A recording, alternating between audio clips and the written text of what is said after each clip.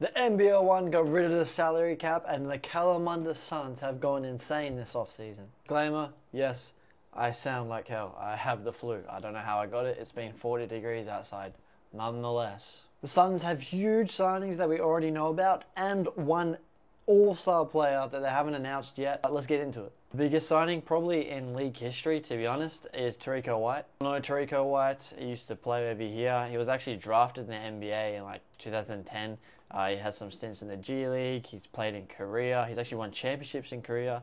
He played for the Perth Wildcats. He's won 2 championships and was actually a Finals MVP in 2019. It just sounds like to me, wherever he goes, he just wins. I haven't seen any games of wherever he previously played last year. And to be honest, I'm not even sure the stats I found were completely accurate because it says he only took 4 shots, like maximum. And that doesn't really sound like him. So either the stats I found in 2024 were just wrong, or he was injured, or his coach that he was with just didn't know how to utilize him. But if that is the case, and he was only taking 4 shots a game, I am expecting him to be utilized a lot more.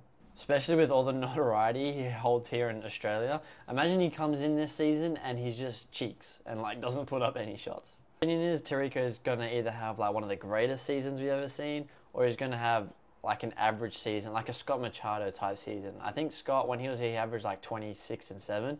Like, those are still very good numbers, but to what the player Terrico is, that would be like considered pretty average. Well, I'm excited to see how he plays and how he'll pair with his backcourt teammate, which I will get into in a second. Yeah, great signing, and like, I'm just saying, man, it really seems like the Suns are capitalizing on not having a salary cap this year. Yeah, I want to mention before the unannounced signing is Joel Vianina. This is a underrated pickup for the Eastern Suns. So wait, are we not calling them Kalamunda anymore? Like, I still call them Kalamunda Suns, even though it's Eastern Suns now, but still Kalamunda to me. Anyway, a huge fan of Joel. Obviously, I've seen him a lot when he was over at the Redbacks. I see how he interacts with people. He's just a cool guy. He's just a cool, chill guy. I've seen the kind of guy he is. I see what he can bring to a team. He's a versatile big that can guard multiple positions and is willing to do whatever role he needs to do. That sets screens, roll, pop, shoot, defend. He's just willing to do it. Does have a tendency to sort of pop more than he rolls, but I'm sure they can coach that out of him. But it's just going to create so much space in the paint for Terrico White and the other guy that does love to drive.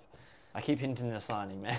I honestly think he's like the most underrated player in the entire league. He's not like a number 1 option, but he just fits into like any system you give him. Let's not forget, he's also almost played 100 games. I think he's had 90 games in this league, so he's not like some bum. He knows the league, he knows what to expect, and he's just ready to be part of a winning team. He's going to fit in nice with the backcourt, and he's going to fit in nice with his new vet teammate, Louis Thomas. Speaking of Louis Thomas, this is a fantastic pickup for the Suns. A 4-man who can stretch the floor, defend, rebound, block shots. Just has some great leadership qualities and will provide the needed rebounding and shot blocking that this team will need. So a very underrated pickup here. If you know Louis, you know that he's played everywhere, man. He's played overseas, he's played for Australia. He's just a really good basketball player. This one's going to rustle some feathers. I've been 50-50 on announcing the signing of this player. I was like, on one hand, who am I to announce player signings? But on the other, I am just a fan of the league, so why shouldn't the fans know? And also, everyone in the league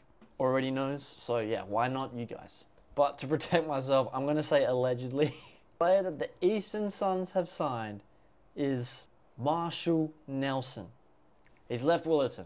A hometown kid returns. Obviously, if you know Marty, he played at Kalamunda Suns growing up. Coming back to play next to Terrico White. Allegedly. Allegedly, he's been training with the team. He has. Now, the signing's not announced, so come season time, something might happen where he's not actually there. But as of this moment, he is with the Suns. I don't really feel the need to explain who Marshall Nelson is. If you know the league, you know who he is. I mean, if you're a player in Wobble and you can do a hezzy, it is because of him. I mean, everywhere Marty goes, he just wins. He won at Redbacks, he won at Rockingham, and if it wasn't for the greatest import we've ever seen hitting a game winner in the grand final, he would also have won with Willerton. And he wins in other comps as well, like he's won Summer Jam as well. Like, the dude just wins. From some people I've talked to, they are a bit like, how could this team work with him and Terrico White? But are we thinking like both of these guys are professionals? Marty isn't the same dude he was at Redbacks when he was 16, 17, 20 years old in that championship year where he was just an ISO player. Like, the dude has IQ now. He knows how to play out of the pick and roll. He knows how to use a screen. He knows how to play make. Like, he's been coaching for a few years now. Like, he knows what he's talking about. He knows what he's doing. He's not dumb. Tell me that he won't fit in with Tarico. I'm just like, dude. And to be honest, depending how good Tarico is in this league, I'd probably still have the ball in Marty's hand majority of the time. Just let him be the playmaker, and if he needs to, he can take over again. He also just brings fans in. And Eastern Suns fans are already like the best fans in the league. Like, they always go to away games, and when you're at their home game, it's really hard to win there. And this backcourt is looking deadly. This season is either going to be very exciting or extremely disappointing, like a certain team last year.